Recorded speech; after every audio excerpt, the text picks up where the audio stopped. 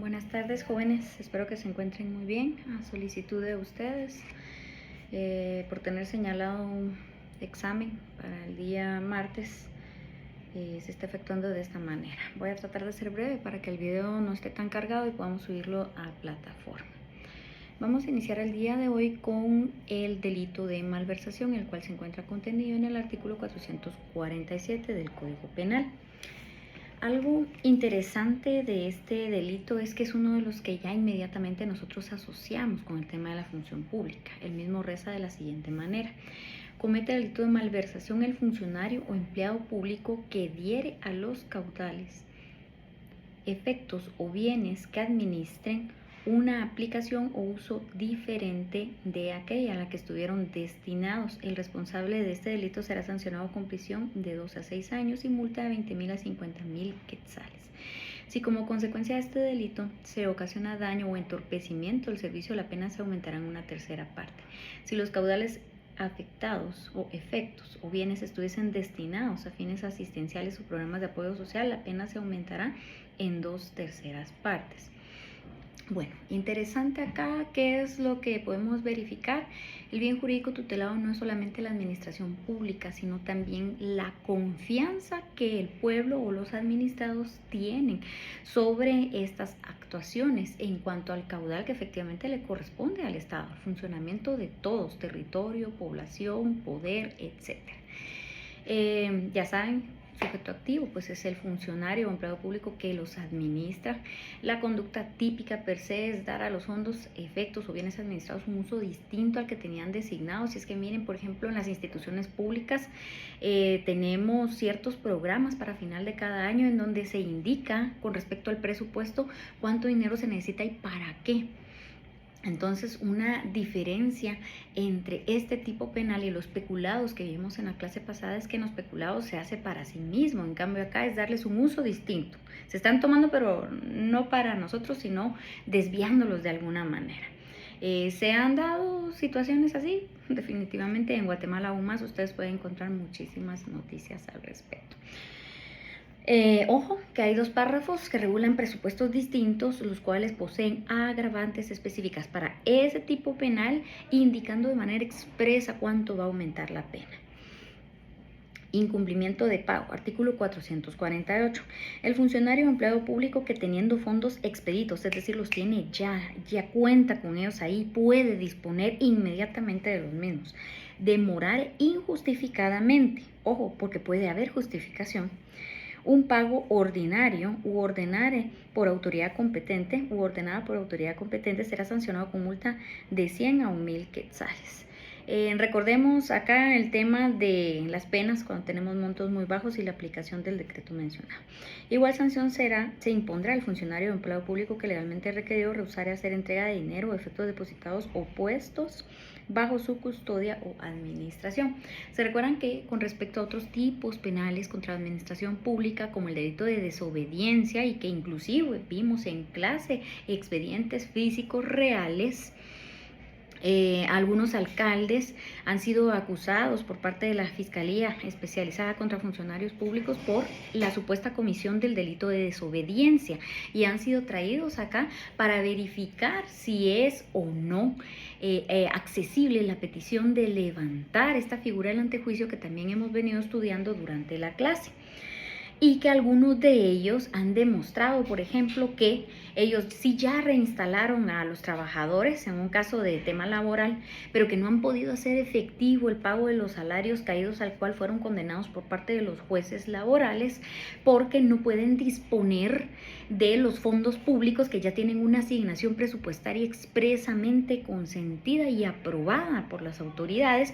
Entonces, que están esperando que venga el próximo periodo para contemplar esta probabilidad de hacer el pago a las personas que ya fueron reinstaladas de sus salarios caídos. Entonces eso denota una buena fe y demuestran a través de leyes que efectivamente no pueden disponer o darle un uso distinto al dinero que sí cuentan en la municipalidad, por lo que lo van a contemplar en su siguiente pago. Entonces, de estas disposiciones presupuestarias, pues usualmente el MP, con base al artículo 108 y 109 del Código Procesal Penal, en relación a la objetividad, pues desisten de seguir con esta situación, dándole, por supuesto, el seguimiento de verificar que en el momento procesal oportuno le hagan efectivo el pago a las personas y no solo el hecho de restablecerla en su puesto. Entonces, este sería un ejemplo de cómo viendo cuando hay una justificación y cuando no hay justificación. ¿Cuál podría ser una justificación? ¿O no es justificada la causa? Bueno, en la municipalidad tienen 50 trabajadores por, qué sé yo, renglón 029, porque solo prestan servicios y tienen establecidos que les pagan dentro de los primeros 5 días de cada mes y tienen el dinero ahí, pero el jefe de la unidad financiera quiere tener el dinero un tiempo más en el banco porque le está generando intereses y no hace efectivo el pago de las fechas del 1 al 5 y tiene ahí el dinero para hacer el pago. Ahí ya no solo estaría incurriendo en situaciones de índole administrativas laborales, sino que también podría estar incurriendo o activando el verbo rector del incumplimiento de pago. Enriquecimiento ilícito. Esto siempre tengan en mente que hemos estudiado también cuál es la función de la Contraloría General de Cuentas y precisamente para advertir todas estas situaciones es que existe este ente que puede verificar las posesiones, los activos, los pasivos, es decir, el patrimonio de los que son funcionarios públicos. Dice: comete delito de enriquecimiento ilícito el funcionario, empleado público o quien ejerza funciones públicas, ojo con esto, y hasta 5 años después. Entonces, si usted es viceministro y luego pasó el tiempo o usted renuncia o aceptan su renuncia, ¿verdad? O lo destituyen, pero no tiene ahí alguna otra situación, o bueno, cambio de gobierno, cambio de ministros, aún que usted ya no ejerza la función, pero esté dentro del plazo de 5 años después de haberla ejercido, usted puede ser sujeto a incurrir en este tipo penal. ¿Por qué? Dice: después de haber cesado en el ejercicio de las funciones que obtenga para sí mismo o para cualquier persona un beneficio patrimonial. Ay, no, sería muy obvio que si yo soy la ministra de Educación, me haga ahorita de 50,000 hectáreas en, qué sé yo, Petén.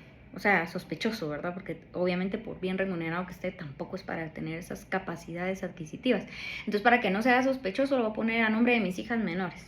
O lo voy a poner a nombre de mis papás. O a nombre de mi esposo. Entonces, no solo es uno, pueden ser terceras personas. O cualquier persona, beneficio, patrimonio, un incremento en su nivel de gastos. Antes llevaba una vida pues bastante sencilla, ahora todos los fines de semana anda paseando en Miami, cuando a lo más que salía aquí era dar una vuelta a Oakland Mall. Cancelación de deudas y obligaciones. Solo entró al puesto de ministro y tenía 3 hipotecas y las cancela ipso facto las 3, o sea, no concuerda con la realidad, ¿verdad? Que no corresponde al que haya podido obtener derivado del ejercicio del cargo de cualquier ingreso que no pueda justificar su procedencia lícita. ¿Por qué?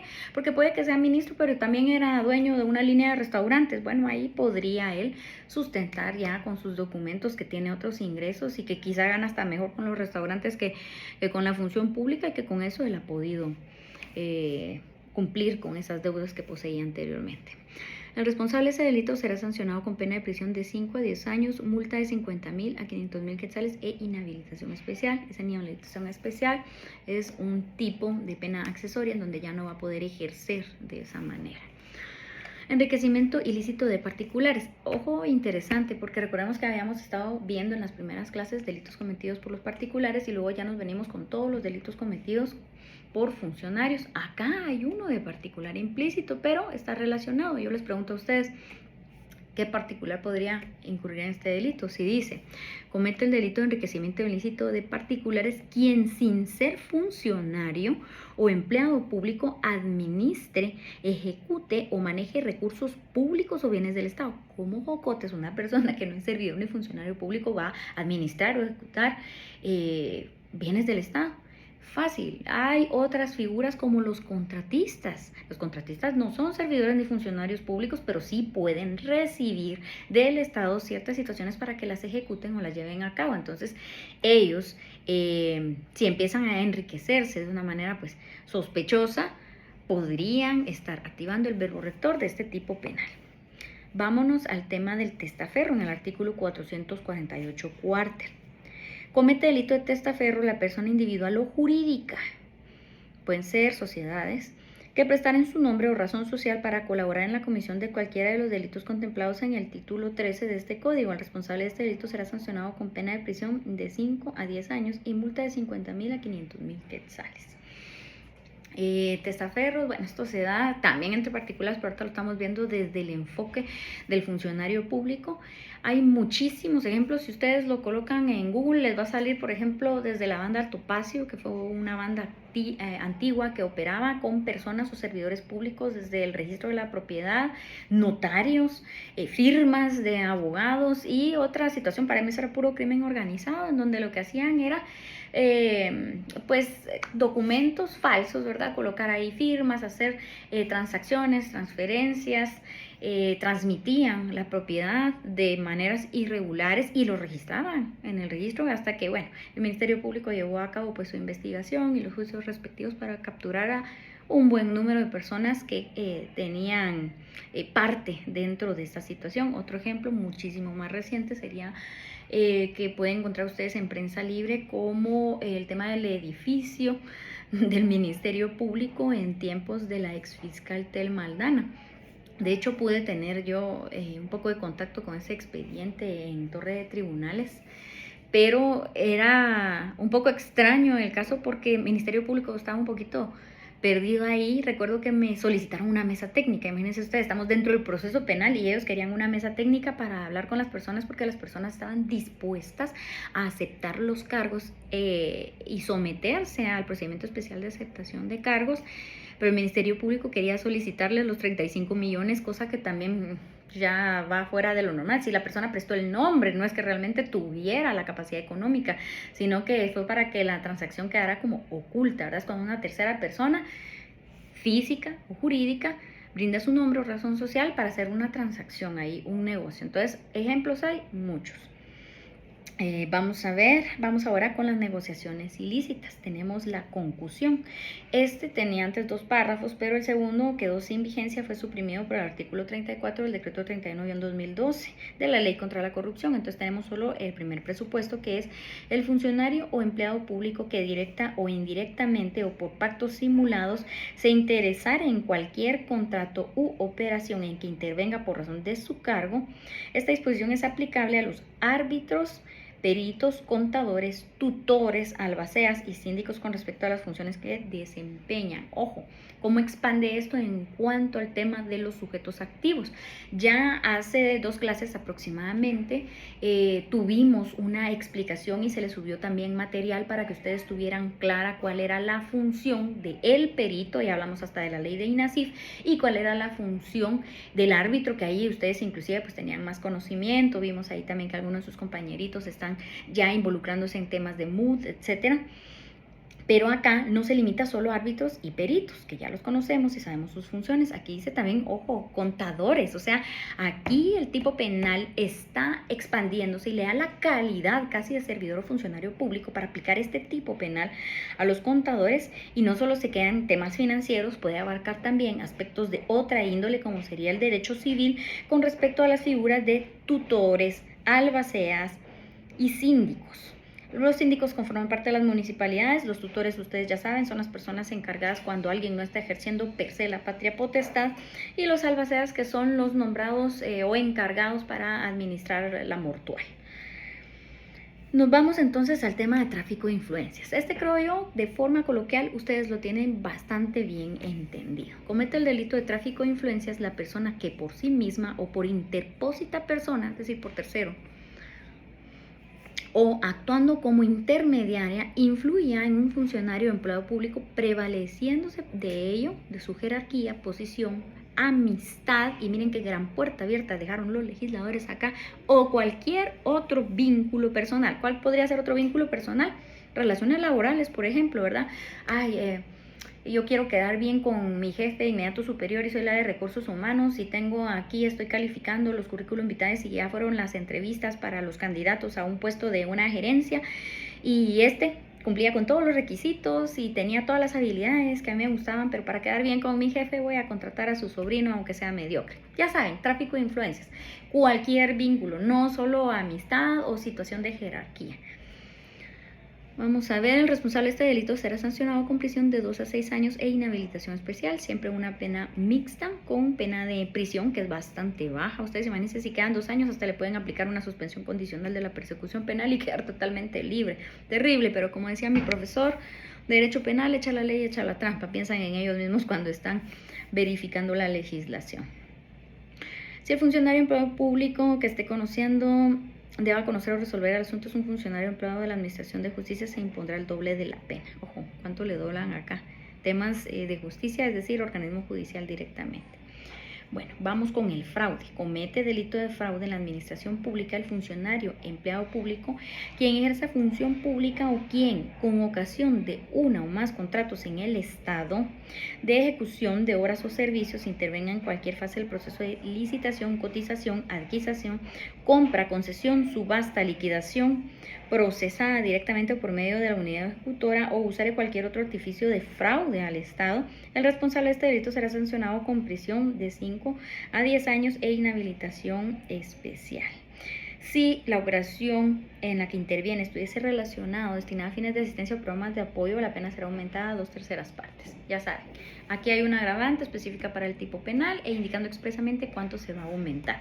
¿Cuándo podría ocurrir esto? Recuerdo que hubo un proceso que ya no pudimos verificarlo porque faltaba uno de los tomos, que era precisamente sobre un contrato de una municipalidad en donde pues se brindó ahí el tema de que la municipalidad pagó no sé cuántos millones para que se efectuara un puente o unos acabados de alcantarillado y al final ya no se llevó a cabo, ya no se realizó, pero el pago sí se efectuó y todo el mundo estaba como con la pena de, mire qué pasó ahí, parece que hubiese habido un fraude, pero como conocemos la figura del antejuicio, pues se tenía que dilucidar antes esta situación para que pudiese desarrollarse el proceso penal per se.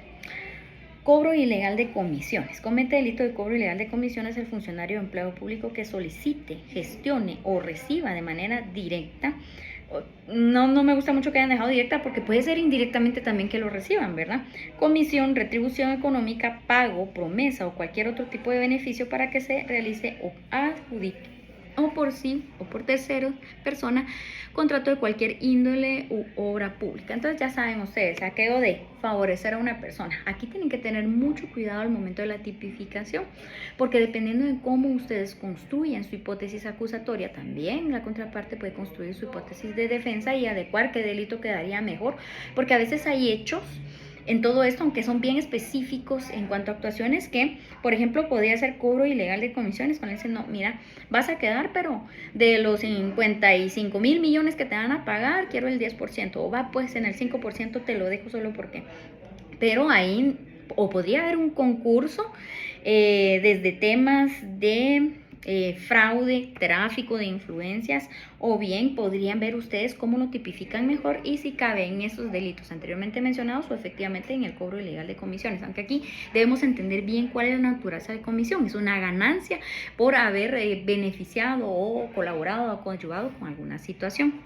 Luego tenemos las exacciones ilegales. Yo lo primero que pienso ahí, sé que van a decir que no, porque pues legalmente reconocido el pago, por ejemplo, del YUSI, que es el impuesto único sobre inmueble, pero ay, no sé, yo tengo un issue con ese impuesto específico porque, o sea, la municipalidad lo recibe, la municipalidad lo maneja los porcentajes que a veces pueden ser exagerados, pero podría ser cualquier otra situación. Yo pienso inmediatamente en ese, que hoy por hoy es legal, pero a mí no me termina de caber en la cabeza ese impuesto.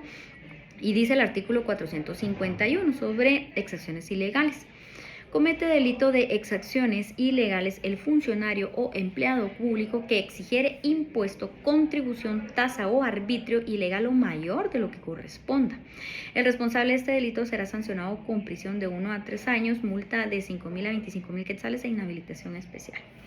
Si los funcionarios o empleados públicos convirtieren en provecho propio o de terceros el producto de las exacciones expresadas en el párrafo anterior, la pena se aumentará en 1/3 parte. Entonces, no solo es el delito per se activando el verbo rector, cobrando, ya sea arbitrios ilegales o mayores a los que corresponden, sino que además, si son para beneficio propio de esa autoridad, obviamente pues va a aumentarse 1/3 parte de esa pena.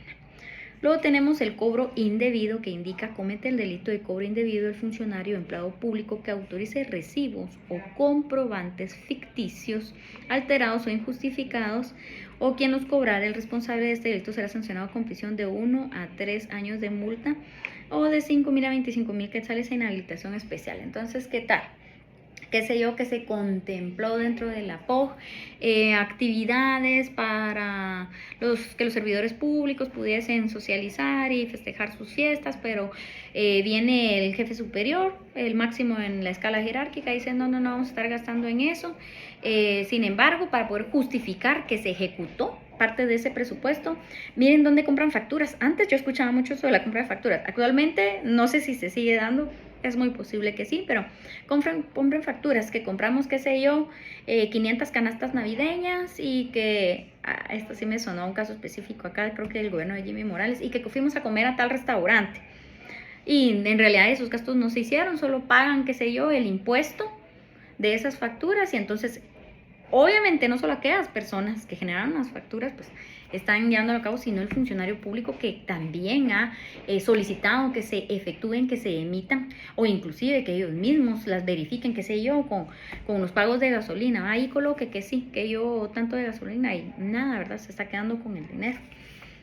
Bueno, vamos a ver cobro indebido por instalación o reparación de infraestructura de transmisión de datos. Dice, comete el delito de cobro indebido por instalación o reparación de infraestructura de transmisión de datos el funcionario público, el miembro de un consejo de desarrollo o cualquier funcionario municipal que cobrare por cualquier concepto sumas de dinero a particulares que tengan autorización de conformidad con la ley de telecomunicaciones móviles en centros privados de libertad y fortalecimiento de la infraestructura de la transmisión de datos por instalación o reparación de cualquier equipo de transmisión de datos. O sea, muy parecido al tipo penal anterior, pero el verbo rector es súper específico y de hecho pues los sujetos también son súper específicos a temas de telecomunicaciones y en virtud de tales que se emiten los recibos o las facturas. El día de hoy pudimos entonces abarcar, tengo por acá el programa, pudimos abarcar los tipos penales que estaban contemplados para esta semana, pero también abarcamos los tipos penales de la semana siguiente. En tal virtud, la otra semana pues ustedes tienen entrega al trabajo final y vamos a tener la última clase que sería con respecto a las faltas contra el orden público y delitos contra la función pública en las leyes penales. Ustedes me dirán si quieren que adelantemos también la semana del examen parcial para que ustedes pues puedan salir de esto. Espero que tengan una excelente tarde, les deseo pues una muy buena semana. Saludos.